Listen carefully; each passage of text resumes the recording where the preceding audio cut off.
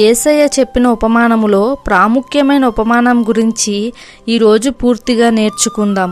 లూకా సువార్త 15వ అధ్యాయంలో ఉన్న 3 ఉపమానములలో రెండవ ఉపమానము 10 వెండి నాణెములు కలిగినటువంటి స్త్రీ.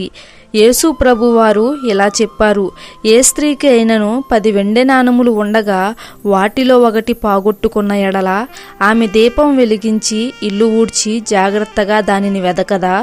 జాగ్రత్తగా దానిని వెదకి అది దొరికినప్పుడు సంతోషించి తన ఇరుగు పొరుగు వారిని ఆహ్వానించి వారితో కలిసి సంతోషిస్తుంది. అలాగే మారు మనసు పొందిన పాపి విషయంలో పరలోకంలో సంతోషము కలుగుతుంది అని చెప్పి ఈ ఉపమానాన్ని ప్రభు ముగించారు. ప్రియ స్నేహితులారా, ఒక ప్రశ్న, ఈ 10 వెండి నాణెములు ఎక్కడివి? ఇప్పుడు తెలుసుకుందాం.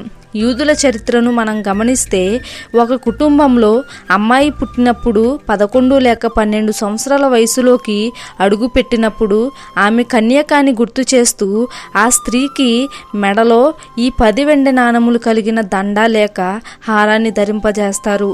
ఆ తరువాత వివాహ సమయంలో కూడా వివాహ నిబంధనకు సూచనగా కలిగిన ఆ హారాన్ని ఆ స్త్రీ మెడలో ధరింపజేయడం జరుగుతుంది. దీనినే హిబ్రూ భాషలో గార్గుష్ అని అంటారు. కాబట్టి యూదా స్త్రీలకు ఈ 10 వెండి నాణెములు హారం చాలా విలువైనది. దానిని పోగొట్టుకోవడం అవమానకరం. అలా పోగొట్టుకోవడం అనేది ఆమె నిర్లక్ష్య భావాన్ని తెలియజేస్తుంది.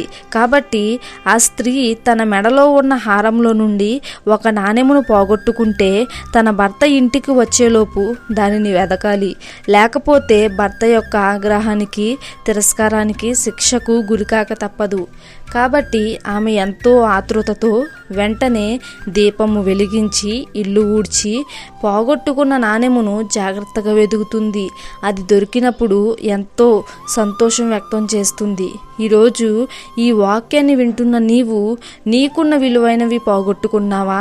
ఆరోగ్యం, ఉద్యోగం, వాహనం, తలాంతులు, కృపావరములు, అభిషేకం, రక్షణ, ఆత్మఫలములను పోగొట్టుకున్నట్లయితే ఆ స్త్రీ వలె వాక్యం అనే దీపము వెలిగించి ఇల్లు అనే హృదయాన్ని ప్రార్థన అనే చిరునవ్వుతో ఊడ్చి జాగ్రత్తగా వెదకండి.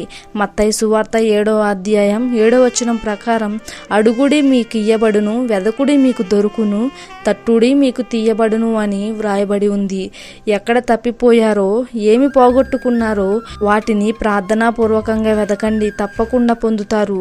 ఈ ఉపమానంలో ఆ స్త్రీ ఇజ్రాయేలు ప్రజలను చూపిస్తుంది. ఆ స్త్రీ వలనే ఇజ్రాయేలు ప్రజలు దేవుడు తమతో చేసిన విలువైన నిబంధనను మీరి దేవుని ఆశీర్వాదాన్ని పోగొట్టుకున్నారు.